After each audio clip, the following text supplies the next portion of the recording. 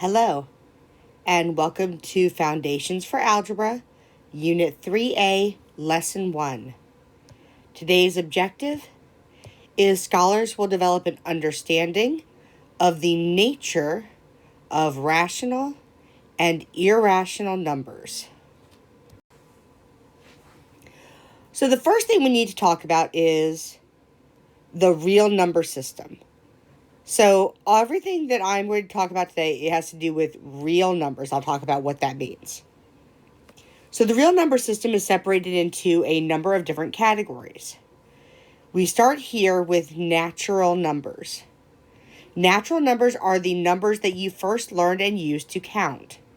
So natural numbers are things like 1, 2, 3. Next, we go into the category of whole numbers. Whole numbers are all the natural numbers, and then they add the 0. 0 is not a counting number because we don't use it when we're counting things. We don't count from 0. I don't say I count 0 dogs. I only count dogs if there's a dog there. Next, we have integers.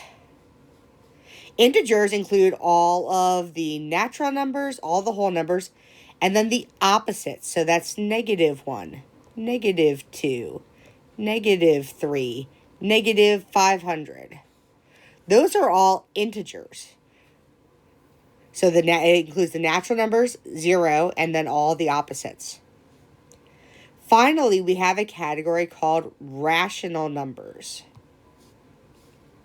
Rational numbers are made up of ratios. Of course, it includes all the integers, all the whole numbers, all the natural numbers. It also includes things like 3/4, 1/3, 0.87. Those are all rational numbers. Now, our new category that we've never really looked at before is irrational numbers.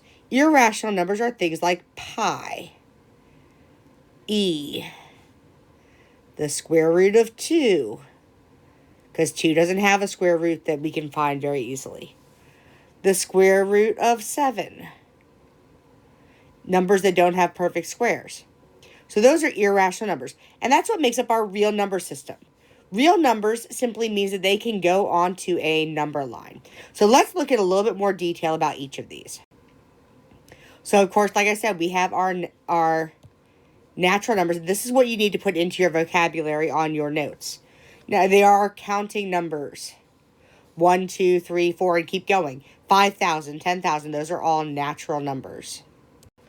Next, we have whole numbers. Whole numbers are all the natural numbers and 0. 0 is the only number that is a whole number but not a natural number. Then we have integers. It's all the whole numbers and their opposites. So this is where we have our negatives. This is where we get our negatives. Next, remember we have our rational numbers. Rational comes with the word ratio.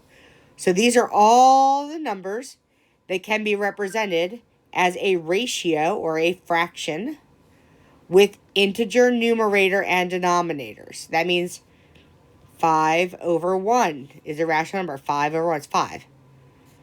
Decimal representations of rational numbers will always terminate, end, or repeat. So like 1/3, if I wrote it as a decimal, is 0.3 forever, right? It repeats.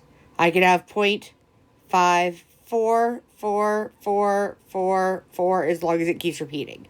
Those are all rational numbers. They're made by a ratio. Then we have irrational numbers. So these are real numbers. That means they go on number line. That cannot be represented as a ratio. They are not a ratio of two whole numbers. Decimal representations of these numbers will never end and never repeat. The most popular one you've ever heard about is probably pi. 3.14159265 3, and it keeps going, and it never hits a point where it repeats. That is an irrational number. The square root of 2, if we saw it as a decimal, would do the same thing. It would never end and never repeat. So, these are all real numbers. Every number we've talked about is a real number. All it means is that we can place it on a number line. It can be put on a number line. Some of them might have to be approximate locations, but they can definitely go on a number line. So this is our real number system. Again, real numbers contain all of the rational and irrational numbers. Rational contains integers. Integers contain the whole numbers. Whole numbers contain the natural numbers. So just keep that in mind. If you have any questions, I will see you in class.